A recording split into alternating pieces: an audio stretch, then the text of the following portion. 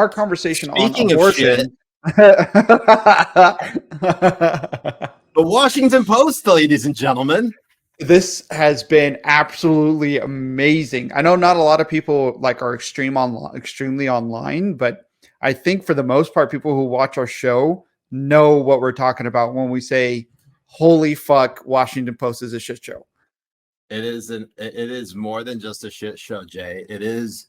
All right, think of the most dysfunctional newsroom, and then think of it boiling out into the public, and then remembering that newsroom essentially 100% deserves it.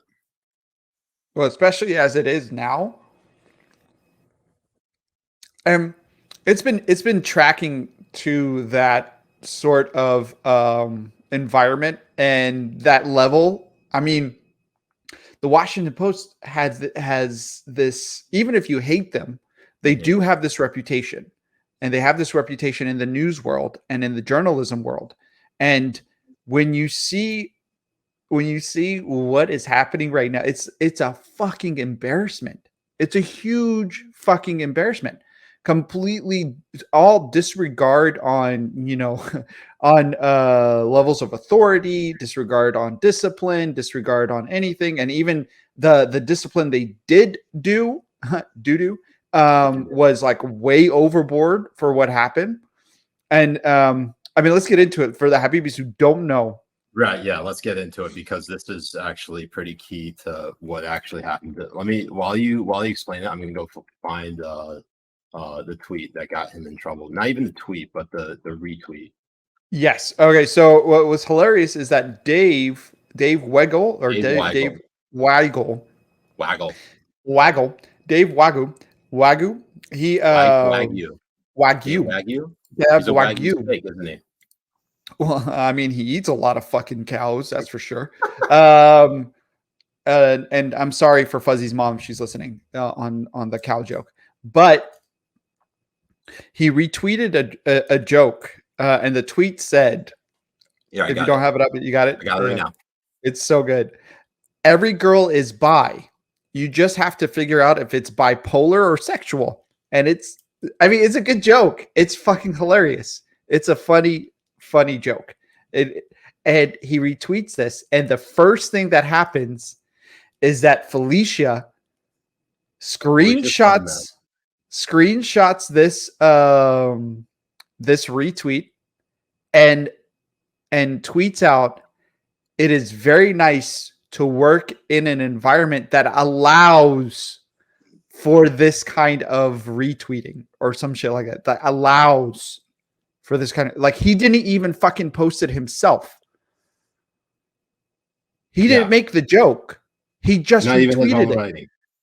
And they want to police the retweets, and then they want to police the likes. And to be honest, we are so far beyond that. It is way too late for this stupid shit to like police. I mean, journalists have embarrassed themselves on social media since the inception of fucking Twitter. They've embarrassed themselves on social media. They have allowed their biases to be shown. They have allowed to show themselves as activists. They allowed all this type of stuff. But where it draws the line and goes a little too far is retweeting fucking jokes.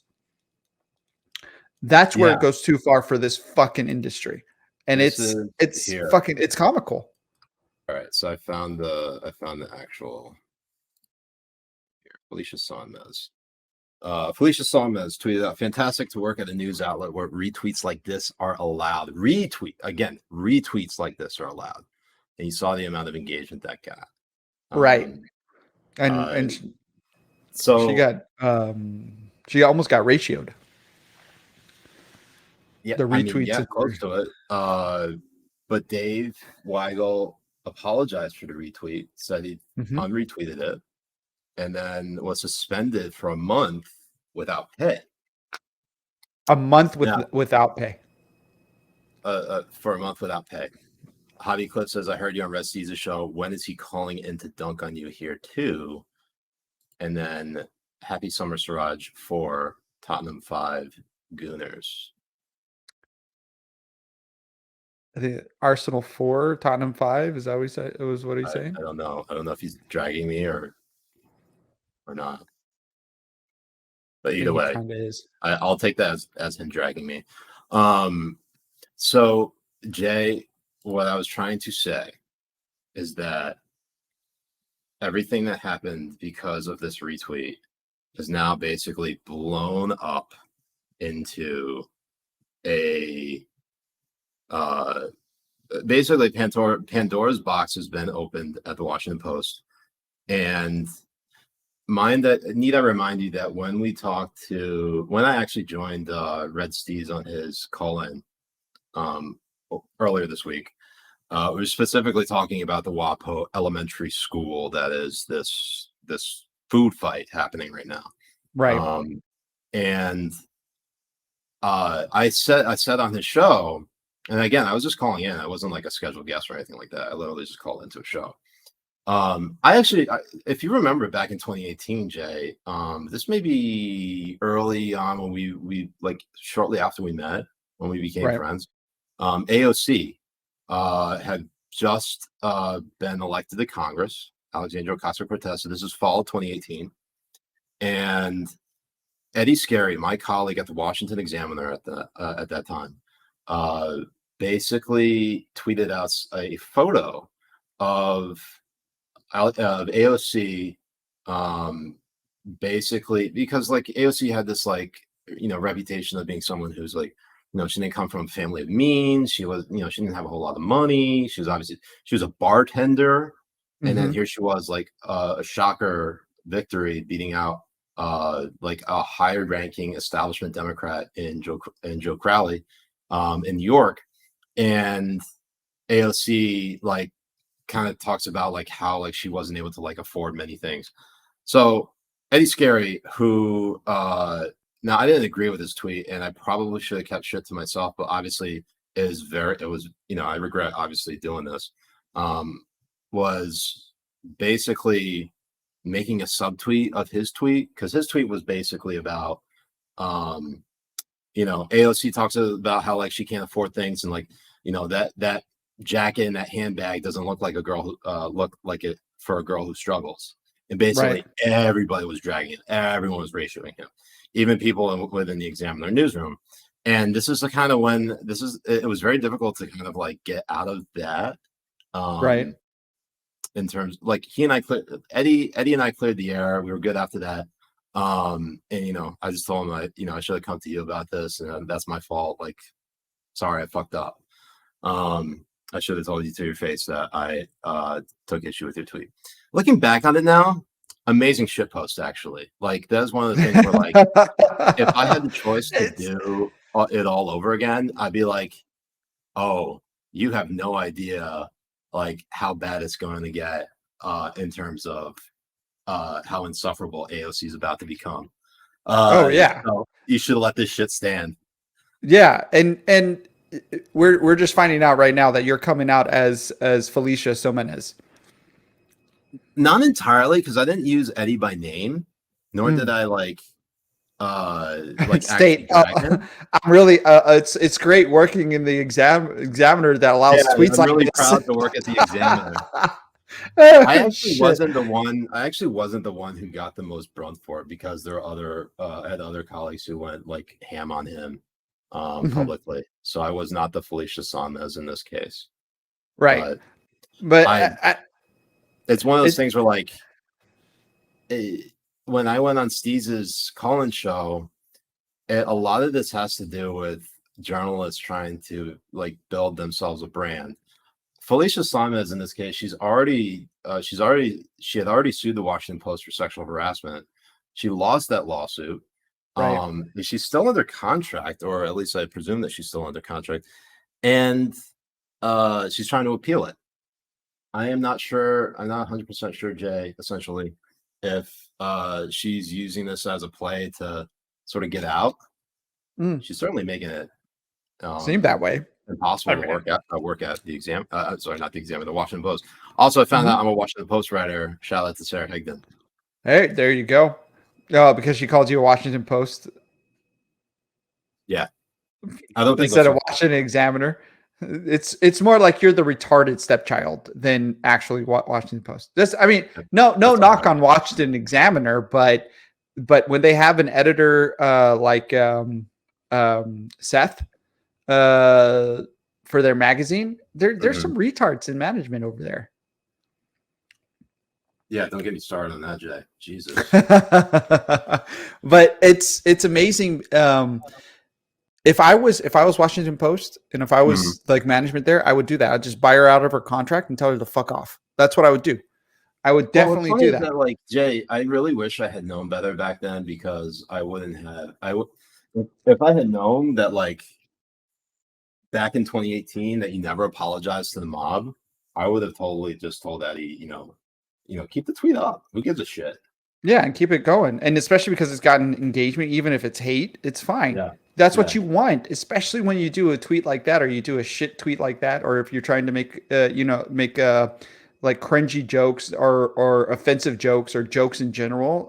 That's what you want to do. And also, he's just stating a fact that he's posting on there. It's like, and I know we can all say, well, she worked really hard on blah, blah, blah, blah, whatever, fuck you and fuck her type of stuff.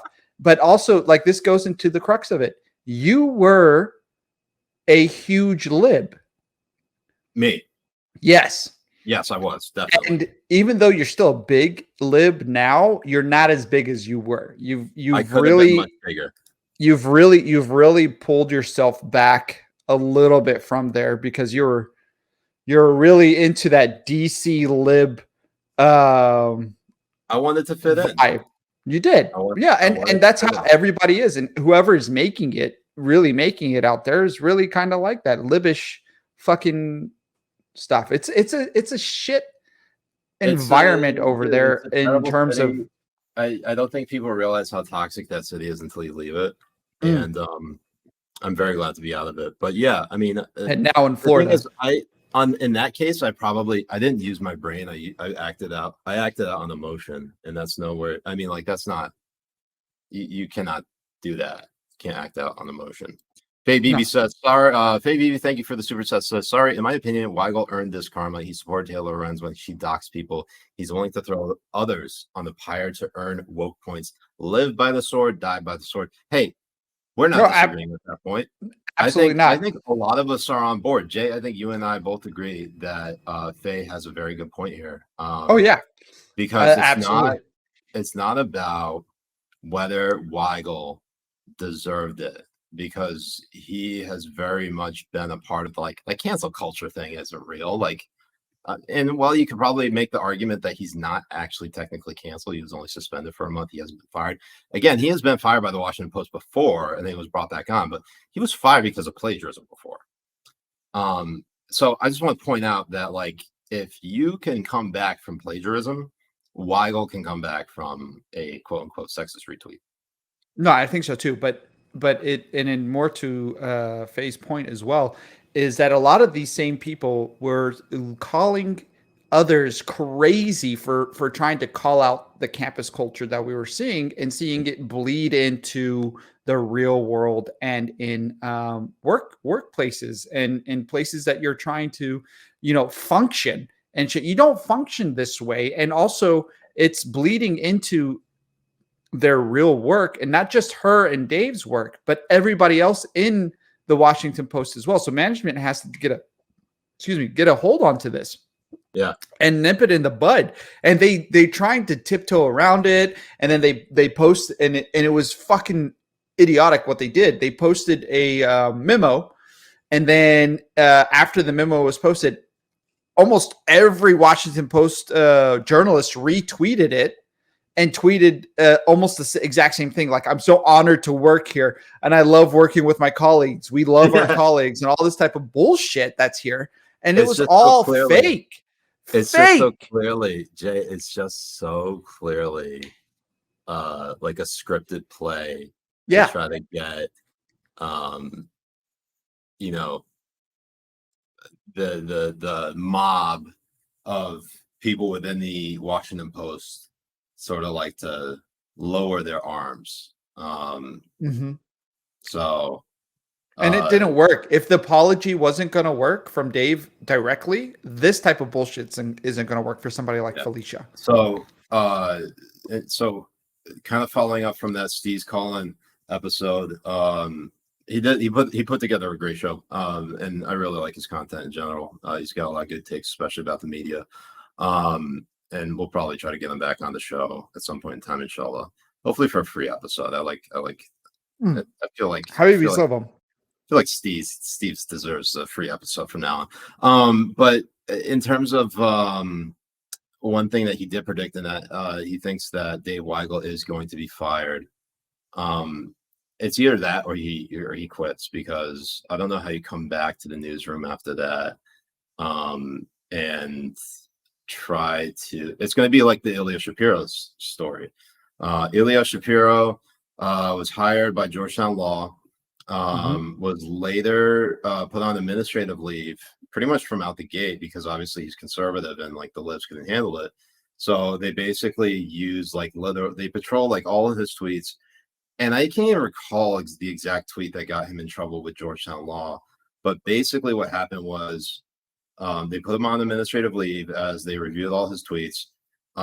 They found that he actually, I guess he like somehow won that conflict or confrontation, whatever the fuck it was, and he came back and he's like, "You know what? Fuck this. I'm out. I quit." Yeah, it's a resignation, because also they tried to flip his apology as him kind of admitting he was wrong or racist.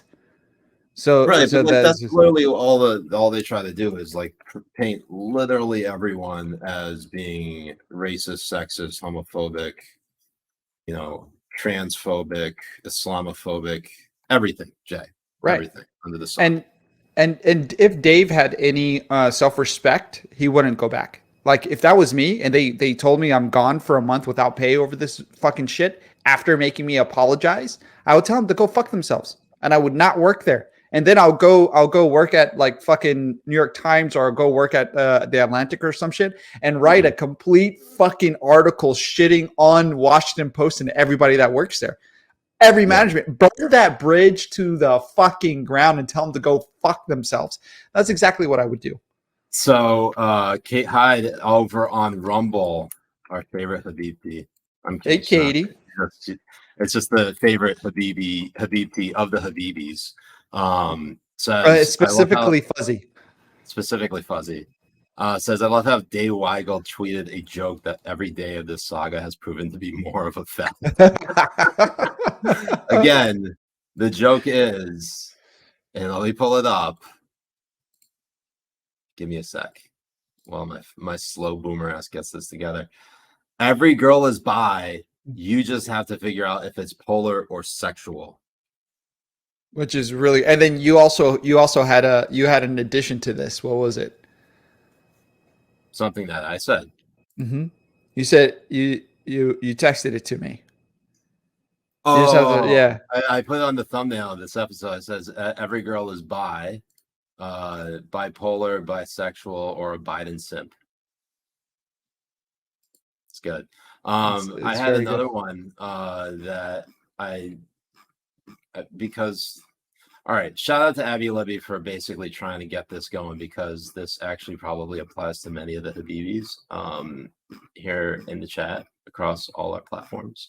But it seems as if that if I can share this for just one moment here, a new pride flag just dropped. Support your LGBTQIAFF community today. And it took me a second, because that looks obviously like a Hang 10 logo. So I was like, is that the Hang 10 logo? She's like, no, just like read it slowly. And my retarded ass couldn't figure it out until like, I was like, the FF. Yeah. I see. So right up there with pedos. All girls are into feet. You just have to figure out if it's a fetish or taller than 6. That is true. That is absolutely true. But the funny thing is that women are short as fuck. So you can just tell them you're 6 foot. They won't know. You could be. I'm 5'4". I'm not. Wait. No, 5'4". No, you're 4'9". No, 5'4". Shut the fuck up. I'm 5'4". All right. My girlfriend is 5'1", and she thinks I'm 6 foot. Oh, smart, Jay.